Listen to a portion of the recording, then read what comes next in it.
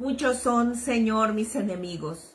Muchos son los que se me oponen y muchos los que de mí aseguran, Dios no los salvará. Pero tú, Señor, me rodeas cual escudo. Tú eres mi gloria. Tú mantienes en alto mi cabeza. Clamo al Señor a voz de cuello y desde su monte santo Él me responde. Yo me acuesto, me duermo y vuelvo a despertar porque el Señor me sostiene. No me asustan los numerosos escuadrones que me acosan por doquier. Levántate, Señor, ponme a salvo, Dios mío. Rómpeles la quijada a mis enemigos, rómpeles los dientes a los malvados.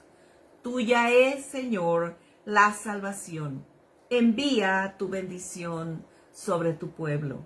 Salmos 3, del 1 al 8. Amén. Amén, amén. Muy bien, como hemos estado compartiendo desde el inicio de nuestros estudios y de nuestras reflexiones, nuestro tema es supervivencia devocional. Estamos hablando y enfocando nuestra atención a este que es un asunto que tiene importancia para nosotros porque cuando nos enfrentamos a la realidad cotidiana, cuando nos enfrentamos a la vida, ¿de dónde procede nuestra fortaleza? ¿De dónde proviene nuestra certidumbre? ¿Cuál es nuestra fuente de aliento, nuestra fuente de vigor, nuestra fuente de vitalidad? Definitivamente, nuestra fuente está en la comunión con Dios, en la íntima comunión con Dios, en la cercanía con Dios. La fuente de nuestra certidumbre, de nuestra vitalidad y de nuestra esperanza en toda circunstancia, en todo tiempo y en todo lugar, radica en nuestra dependencia del Señor. A mayor dependencia de Dios, mayor fortaleza experimentamos y mayor seguridad acerca del control y señorío que Él ejerce sobre lo que nos atemoriza, lo que nos aflige, aquello sobre lo que no tenemos control nosotros. Este salmo que acabamos de leer, junto con muchos otros salmos, si no es que junto con todos los demás salmos, es una muy buena demostración del tipo de aflicciones que enfrentaba el salmista. Cada vez que leemos un salmo, nos encontramos con expresiones que son reiterativas. Constantemente está hablando de este tipo de asuntos. Nos referimos a las luchas exteriores que significaron fuentes de temor y de angustia. ¿De quiénes habla? ¿De qué circunstancias habla? ¿De qué peligros que tiene que enfrentar? Es de lo que está expresándose. ¿De qué está hablándonos el salmista? Que significa para él una constante fuente de incertidumbre y de ansiedad. Algo que sea más grande que él, algo que tenga una fortaleza superior a la de él, algo que lo atemoriza. Son fuentes externas que le representan temor y angustia. Pero tengamos presente que temor y angustia, acompañados de incertidumbre, de ansiedad, son los signos de la lucha interior. Es decir, pueden haber realidades exteriores que causen temor en nosotros y que siembran en nosotros aflicción y ansiedad, pero finalmente el temor, la aflicción y la ansiedad constituyen una lucha interior que en ocasiones suele ser mayor que la lucha exterior. Tal vez, si lo ejemplificamos, pudiera ser más claro para nuestra comprensión. Es posible que alguien va al médico y el médico lo manda a hacerse un estudio de este tipo de estudios que se llaman biopsias, y cuando le entregan este sobre en la mano, comienza a experimentar una profunda incertidumbre, un temor creciente, una angustia que lo está abatiendo y constantemente le está robando la paz, hasta que llega el día de la cita con el médico. Y entonces cuando llega a la cita con el médico, el sobre se abrirá y esta persona sabrá cuál es el resultado. Pero mientras tanto está combatiendo con dos enemigos. El enemigo exterior, que puede significar un diagnóstico terrible, espantoso, que lo atemoriza, y el enemigo interior, que es cómo luchar con su propia incertidumbre, con la pérdida de la serenidad, la ansiedad, la angustia. Así que es la lucha con el enemigo exterior y la lucha con el enemigo interior. Y tratándose de un diagnóstico, por supuesto que la fuente de ese temor radica en nosotros mismos, porque ¿de dónde viene el temor sino de que el diagnóstico sea que tenemos un tejido maligno y que tenemos que someternos a un tratamiento, o que ya no hay una solución? Y claro que hay razón para estar atemorizados. Así que una de las constantes que recurrentemente encontraremos en los Salmos tiene que ver con estos dos flancos de batalla, estos dos frentes en donde se libra nuestra lucha. Con frecuencia el salmista está hablando del acoso y la persecución que sufría desde enemigos que lo acechaban, enemigos que buscaban constantemente cómo acorralarlo, sitiarlo y hundirlo hasta conseguir humillarlo, derrotarlo, darle muerte, acabar con su vida. Los sentimientos y las emociones dominantes que el salmista expresa de manera reiterada, de manera repetida en los salmos, son exactamente temor, angustia, ansiedad y la constante interior de alerta, el constante estado de emergencia por la cual él viene a buscar al Señor, porque está atemorizado de que de pronto se presente un ataque sorpresivo y repentino de sus enemigos. Ese frente de batalla puede ser y suele ser el que más ávidamente, el que más apremiantemente, el que con mayor urgencia nos empuja a refugiarnos en la presencia de Dios. Así que mientras tienes este sobre blanco en la mano con ese diagnóstico, sin saber lo que dice allí, a lo mejor ya lo leíste, pero no entiendes nada de lo que dice allí, porque está escrito en términos médicos que uno como común ciudadano del mundo no conoce. Así que mientras tienes esto en la mano, llega la hora de la cita con el médico, tú estás clamando a Dios: Señor, ten misericordia de mí. ¿Qué significa esto? Me siento atemorizado. Pero el gran hallazgo, el gran descubrimiento en nuestra lectura y en nuestra reflexión de los Salmos, amadas hermanas, es una prevaleciente declaración a lo largo de todos los Salmos. Y de hecho, esta declaración es un hilo que une uno tras otro los versos de todos los salmos en el libro de los Salmos. Los salmos están unidos íntimamente, determinados en una forma de unidad que le da coherencia a todo el libro de los Salmos. En su totalidad, este es el sentido común de cada uno de estos, que son los 150 salmos, y que expresan una declaración a gritos de la fe, de la certidumbre que podemos encontrar en el Señor. Así que este es el hilo que une todas las expresiones de los salmos, en donde podemos encontrar repetitivamente que el salmista está esperanzado en que Dios intervendrá en su favor y hará aquello que él no puede hacer, que él carece de las fuerzas para consumar.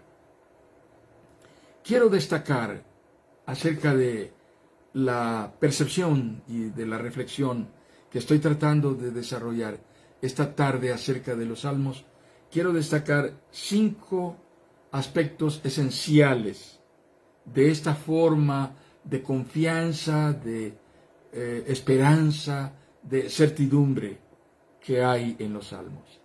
En primer lugar, se trata de la inconmovible seguridad de que el Señor escucha a quien clama a Él. Esa es la primera, la cosa más esencial. Yo clamo a Dios porque me oye. Dios oye a quien le busca con un clamor desde lo profundo de su alma. Esa es la primera gran certidumbre del salmista. El salmista no está invocando a los 4 vientos. El salmista no está invocando a los 4 puntos cardinales.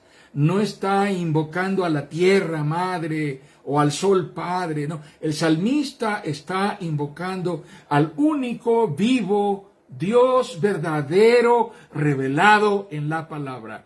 Al Dios que conoce desde sus ancestros, es al que viene y a quien clama, y él sabe que este Dios le responderá. El Dios vivo, el Dios verdadero, el Dios de la Biblia. En segundo lugar, el salmista tiene esta seguridad de que Dios acude en auxilio de quien clama a Él con un corazón sincero. Esto es, el corazón rendido, postrado en la presencia de Dios y anhelante de su socorro, en absoluta dependencia de Dios, es un factor que el salmista considera determinante. Me postré hasta los suelos, dice en más de una ocasión. Me incliné delante del Señor. El salmista está expresando su condición. En alguna ocasión se define a sí mismo como un gusano miserable. Y en ello hay una forma de sinceridad descriptiva de la condición que él aprecia de sí mismo, que lo humilla, que lo avergüenza delante de Dios. Y esta es la seguridad que el salmista expresa a lo largo de los salmos. Si yo vengo a Dios y soy sincero con Dios, desde lo profundo de mi corazón, Dios escucha mi súplica. En tercer lugar, el salmista reconoce y entiende que el socorro de Dios es una revelación del amor incondicional de Dios. En más de una ocasión el salmista insiste en este tema, expresando ¿con qué podría yo pagar? ¿De qué manera podría yo retribuir a Dios?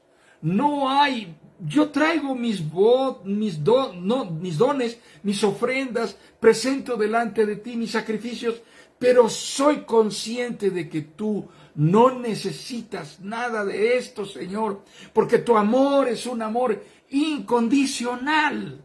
No hay mérito con el que yo pueda comprar tu favor y tu bendición. Qué tremendo hallazgo el del salmista. Vengo a ti, Señor, porque cuando vengo a ti sé que tú me oyes, porque me amas incondicionalmente, sin esperar que yo negocie contigo y te ofrezca algo a cambio de la bendición que necesito de ti. Así que esta cosa que el salmista expresa una y otra vez está como un hilo a lo largo de todos los salmos, en donde él reconoce la incondicionalidad del favor y del amor, de la misericordia con que Dios responde a nuestro clamor. Así que hay algo más. Este es un cuarto aspecto que quiero citar. El Dios al que el salmista está clamando es un Dios poderoso, pero además es un Dios absolutamente soberano. Es un Dios que no teme enfrentar a enemigos que son más fuertes que el salmista, superiores a quien clama a Dios. Ningún poder, ninguna potestad está por encima del poder soberano y glorioso, magnífico de este Dios. Y esta es una constante a lo largo de todos los salmos. El salmista busca a Dios porque sabe que Él es más poderoso que nadie más. No existe ningún ser cuyo poder esté por encima del poder de Dios.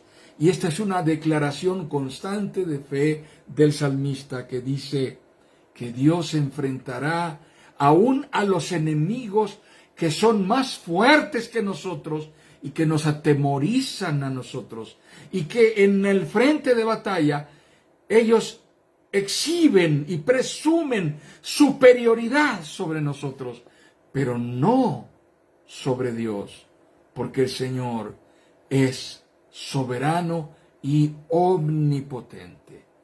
Esta es la cuarta cosa que podemos encontrar en los salmos como una constante que se repite una y otra vez. Y finalmente, como quinto asunto que vamos a descubrir recurrentemente en los salmos, nuestro corazón está en deuda permanente con la misericordia fiel de Dios. Esto significa que nos debemos a Dios. Nos debemos a Dios en gratitud. Nos debemos a Dios en votos de consagración. Nos debemos a Dios en espontáneo, en gozoso y en devoto servicio. Queremos agradar y honrar a Dios y entonces rendimos nuestra vida a Él en reciprocidad a su misericordia, a su bendición para con nosotros. Así que hay todas estas que son como fibras que van entretejiéndose en los salmos y que las encontraremos recurrentemente una y otra vez y estarán allí presentes a lo largo de todo el libro de los salmos, y las encontramos también en este salmo que hemos leído hoy, el Salmo 3, los versículos 1 al 8. Ahora, teniendo todo esto en mente que hemos dicho, como una especie de apreciación panorámica del contenido general de los salmos, teniendo en mente todo esto que es una apreciación panorámica de lo que los salmos son y de lo que los salmos contienen, leamos de nuevo el Salmo 3. Miren cuántas cosas de las que acabamos de mencionar están aquí expresadas. Muchos son, Señor, mis enemigos, muchos son los que se me oponen, y muchos los que de mí aseguran, Dios no los salvará.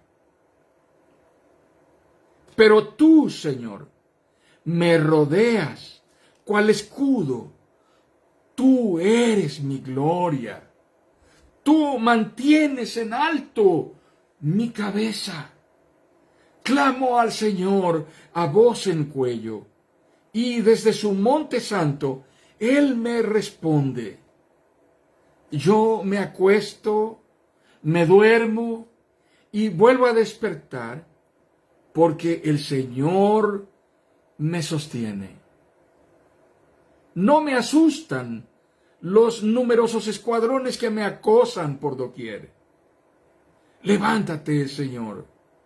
Ponme a salvo, Dios mío. Rómpeles la quijada a mis enemigos. Rómpeles los dientes a los malvados. Tuya es, Señor, la salvación. Envía tu bendición sobre tu pueblo. Hay 3 momentos en este salmo en donde aparece esta expresión que no tiene una traducción. Simplemente es una palabra que indica una pausa. El lector que encontraba esta expresión en la sinagoga sabía que ese era un momento de silencio. Y allí la comunidad permanecía un momento en meditación y en oración. La palabra Selah habla de la pausa que nos obliga a pensar detenidamente en lo que acabamos de escuchar, en el sentido más profundo, más amplio, más vasto y de mayor alcance, y a pensar con un mayor entendimiento, con un discernimiento profundo en lo que acabamos de escuchar en la palabra de Dios. La verdad, hermanas, es que no mucho de nuestra lectura bíblica suele estar asociada con pausas de silencio para reflexionar en lo leído. Nuestra lectura de la Biblia suele ser mucho más precipitada. Yo recuerdo que cuando, como niño, asistí a la escuela dominical en aquella época, y estoy hablando de más de 50 años, hermanos. Yo recuerdo que lo que me tocaba en cada domingo era escuchar un prolongado tiempo de informes en el que daban cuenta de cuántos capítulos leídos había en cada grupo de estudio. E iban pasando desde los párvulos hasta los primarios principiantes, primarios superiores, después iban a los intermedios, y después iban a los jóvenes, y después iban a los adultos, a las mujeres y a los hombres, y se contaban y al final decían, en toda la iglesia leímos 300, 200, 120, los capítulos que se hayan sumado por todos. Claro, hoy ya no se hace eso. Eso ha desaparecido de nuestros reportes estadísticos dominicales como iglesia. Quizá aquello era arcaico, era una forma un poco, o un método, o sistema un poco monótono que hacía demasiado aburrido el tiempo, pero era útil porque de alguna manera mantenía una especie de récord que nos hacía tener presente que había que leer la Biblia. Claro que había quien llegaba cada domingo y decía 50 capítulos, y entonces todos los demás volteaban a verlo y decían, ay hermano, qué rápido lees, ¿verdad? Ahora hay cursos intensivos y entrenamientos de mnemotecnia, si no me equivoco al llamarlo. Creo que ese es el nombre que se le da a la lectura acelerada, que le enseña a uno a leer 300 páginas en 30 minutos, y eso no parece ser tan eficaz como uno quisiera, pero la gente hace eso porque tiene que acelerar su lectura, y cuando uno está en estudios superiores a nivel licenciatura o en universidad o en posgrados, etcétera, uno se da cuenta que no puede con tantas cosas que leer, más si las carreras tienen que ver con cuestiones de lectura extensiva, como pueden ser las carreras de letras, filosofía, derecho, en donde hay tantas abundantes cosas que leer, y entonces es abrumador.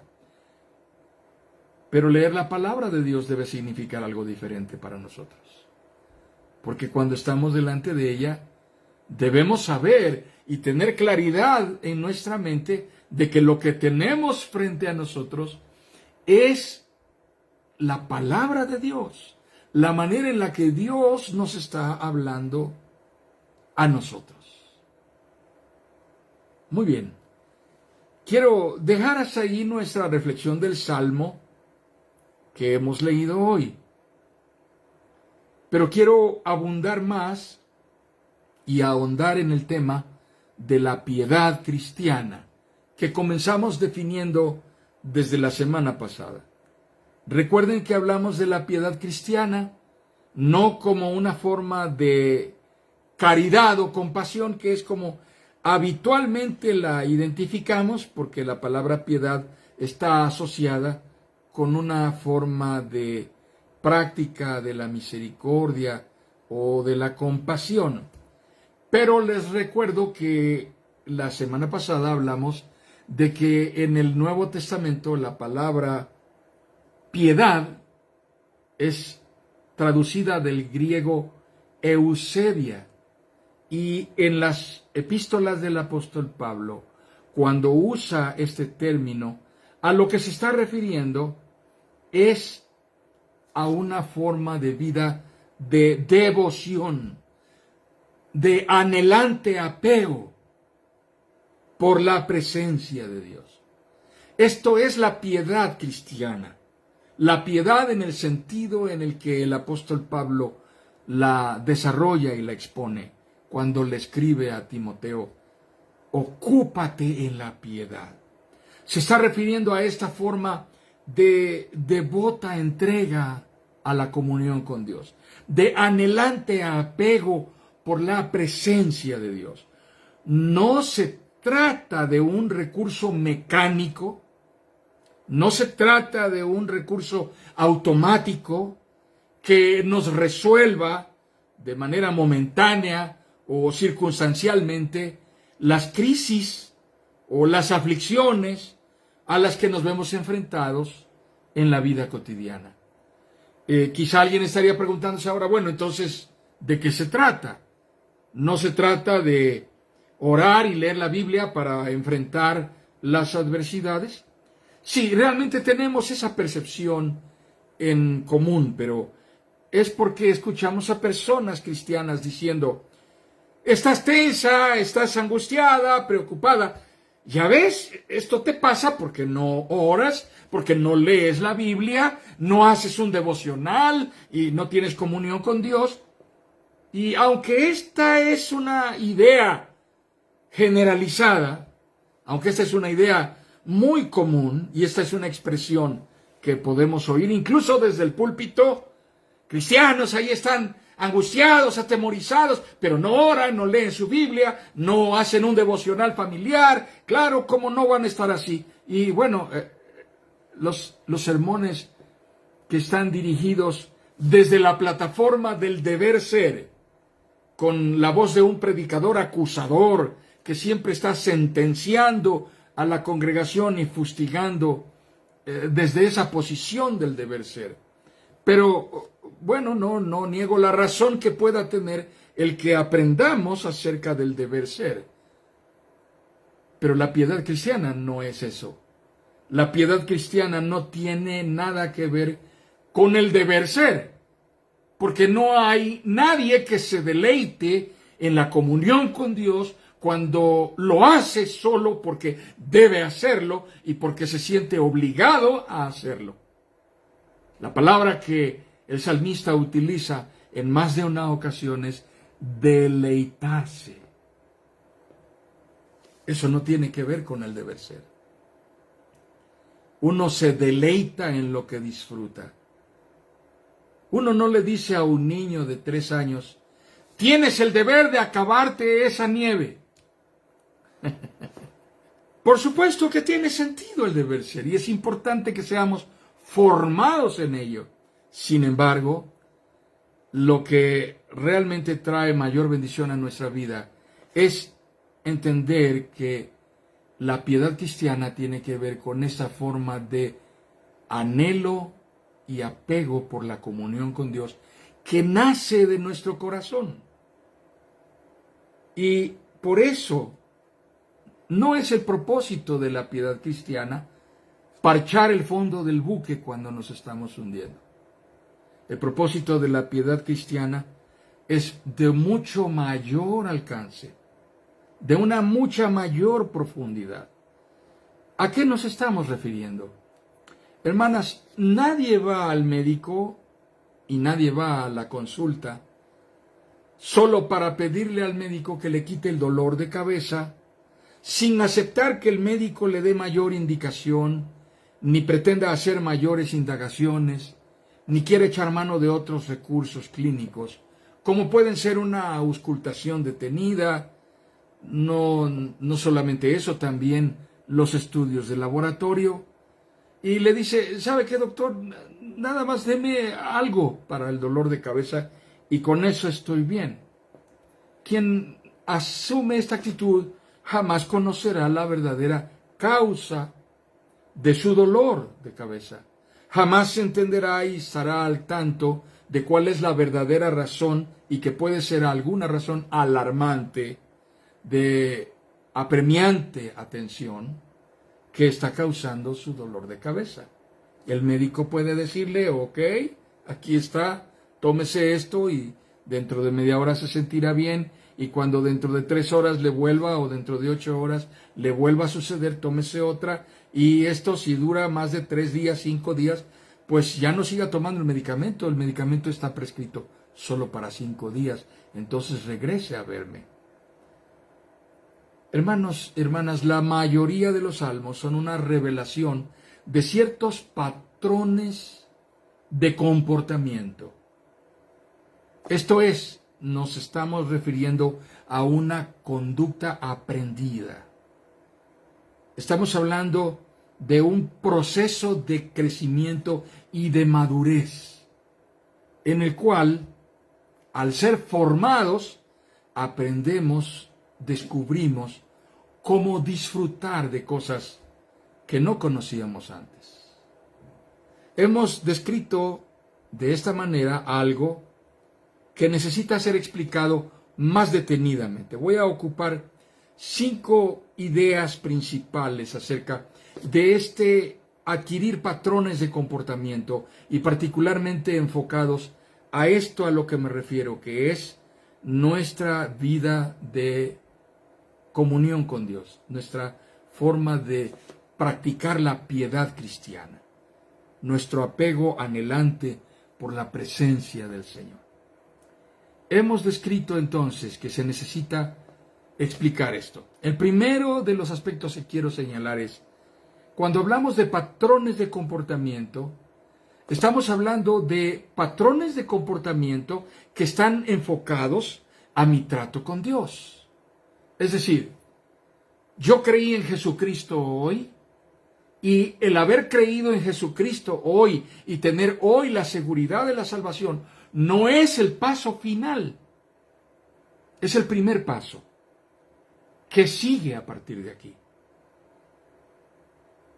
Entonces yo tengo que experimentar lo que significa el trato de Dios conmigo, y esto implica que mis patrones de comportamiento van a sufrir ajustes.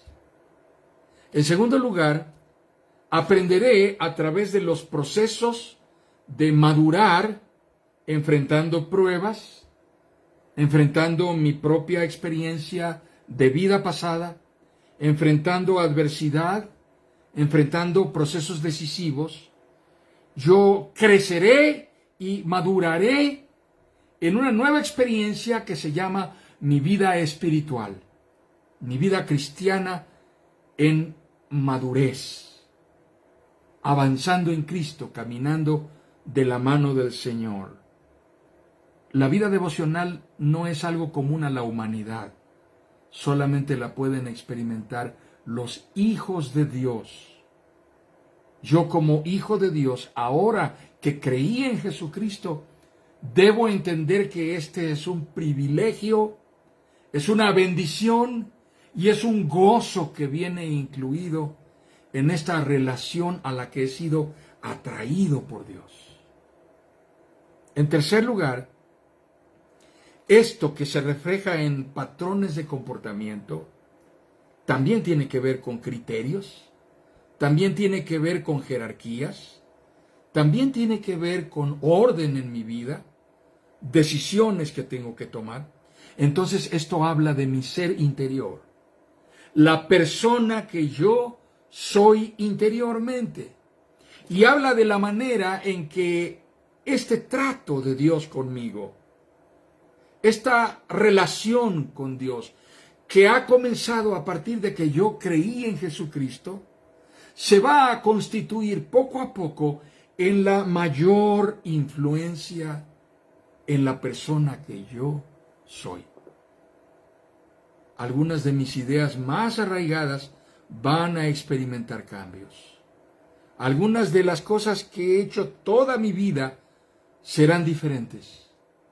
A partir de mi rendición a Jesucristo como Señor y Salvador de mi vida y entender que mi vida le pertenece a Cristo porque fui comprado por un precio que es incorruptible. Entonces yo entiendo que también hay cosas dentro de mí que van a ser totalmente transformadas. La palabra de Dios dice en la expresión del apóstol Pablo, de modo que si alguno está en Cristo, nueva criatura es. Las cosas viejas pasaron, y he aquí, todas son hechas nuevas. Y constantemente a lo largo del Nuevo Testamento estamos siendo referidos a esta transformación. No solamente se trata de asumir un deber ser de que ahora debo comportar, ahora debo llevar una Biblia, ahora debo llevar un himnario bajo el brazo. Hay cosas que no van a funcionar solamente porque estoy siendo instruido para hacerlas de determinada manera. Hay una obra que sucede complejamente en mi yo interior, que es la obra del Espíritu Santo, que está transformándome y perfeccionándome constantemente a partir de haber entregado mi vida a Cristo, que me hará no solamente obedecer y seguir algo que se debe hacer, sino me hará amar y apreciar las cosas que tal vez en otro momento yo vi a otros haciendo y me parecían absurdas y sin sentido. Pero ahora en mi corazón nace hacerlo y lo hago con devoción. Y ahí está la piedad cristiana de por medio. En cuarto lugar, ineludiblemente esto me conduce a depender más y mayormente de Dios. Más recurrentemente estaré yendo al Señor y será Él mi referente. Permanentemente su palabra será la guía de mi manera de caminar.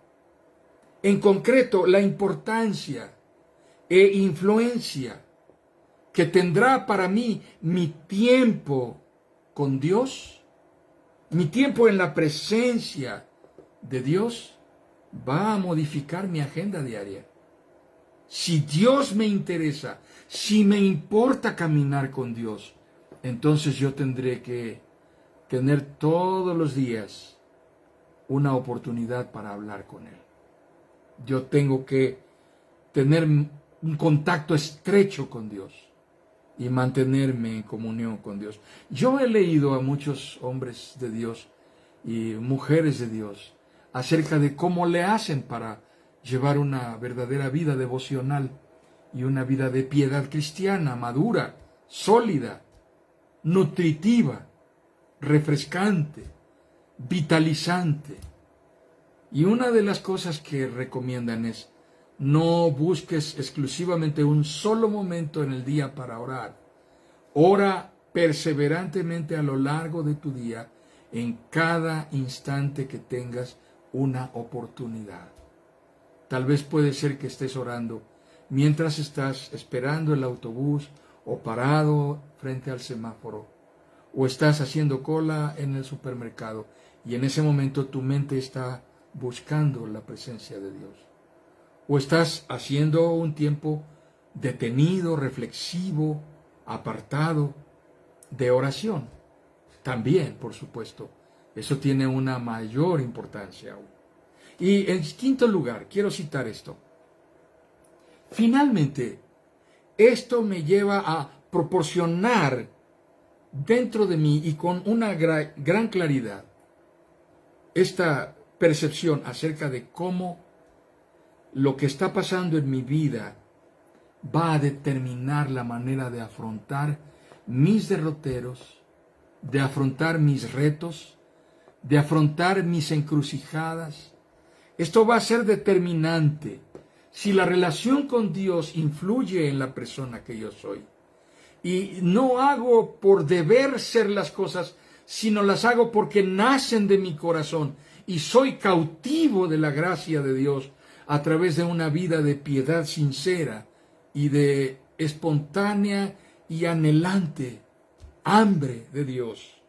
Entonces, los procesos de mi vida, mis decisiones, mis preferencias, la manera en que yo me divierto, la manera en que yo me expreso, la manera en que reacciono ante lo inesperado, la forma en que esto moldea la persona que yo soy, la forma en que esto influye en mi manera de relacionarme con quienes más amo y quienes más me aman, las personas que tengo más cerca de mí. Todo absolutamente se ve poderosamente impactado por mi experiencia de comunión cercana con Dios. Así que hagamos ahora una pausa y valoremos la importancia de la piedad cristiana. No es algo meramente como parte de una rutina diaria. Esto es nuestra vida de devoción.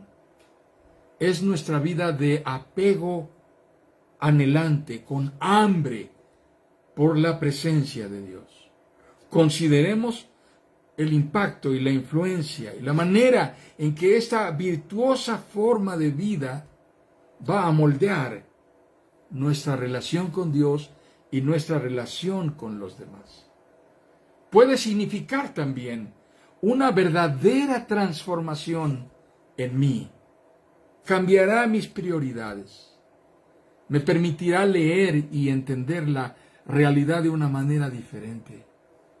Es posible que hasta aquí mis conceptos acerca de perdón, acerca de arrepentimiento, acerca del pecado, acerca de lo que era insano y de lo que me contaminaba, comienzan a cambiar y comienzo a entender más desde lo que la palabra de Dios dice y desde mi anhelo por agradar a Dios, que eso no puede continuar estando como estaba, que tengo que hacer algo y que todas estas cosas deben terminar siendo rendidas delante de Dios.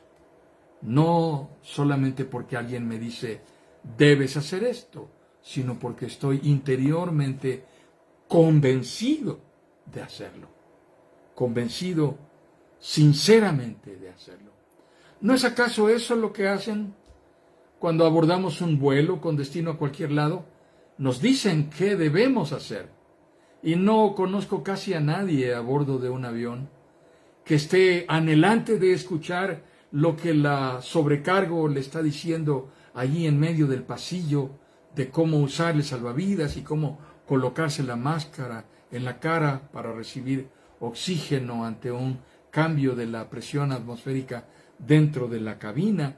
Y nadie parece estar demasiado atento a eso. Menospreciamos eso, porque no tenemos una relación personal con la sobrecargo, ni con el piloto, ni el comandante del vuelo, ni nos importa la línea aérea, solamente queremos llegar a donde estamos determinados a ir y se acabó. Realmente aquello cobra importancia cuando las emergencias llegan, cuando comienzan las situaciones graves en un vuelo y hay, ¿cómo le llaman a los sacudimientos de los aviones en medio de un vuelo? Y entonces comenzamos a alarmarnos todos y vemos que las áreas donde están las maletas se abren abruptamente y comienzan a caer las cosas que están allí. Y decimos, esto está mal, esto no me gusta. ¿Cómo dijo que se usaba esto y lo otro? ¿Y en dónde dijo que debíamos hacer esto o aquello? Y entonces sí, quisiéramos tener presentes las cosas. Cuando nos dan estas indicaciones en un vuelo, nos están entrenando para saber qué hacer en caso de una emergencia, que si nos lo están diciendo, hermanos, es porque en cualquier momento puede presentarse una emergencia. Está demostrado que mueren muchas más, porcentualmente hablando, estadísticamente hablando, muchas más personas en accidentes automovilísticos y en tren y en barcos, que las personas que mueren en accidentes aéreos. Por eso es que el riesgo sigue siendo permisible. Podemos manejarlo, aunque esto signifique que eventualmente algunos aviones van a sufrir accidentes y personas morirán. Pero las advertencias que nos dan tienen sentido. Constantemente la palabra de Dios nos dice que debemos ir a Dios. Clama a mí y yo te responderé. Venid luego y estemos a cuenta. Constantemente buscad al Señor mientras puede ser hallado. Llamadle en tanto que está cercano. Ejercitarnos para la piedad es adquirir la habilidad de asumir responsabilidad sobre nosotros mismos en nuestra vida espiritual, hacernos cargo de nosotros mismos en la presencia de Dios y con integridad para afrontar las circunstancias extremas. Así que uno de los signos de mayor madurez en la vida de un creyente es experimentar la piedad cristiana desde el gozo de un corazón anhelante y hambriento de la presencia de Dios.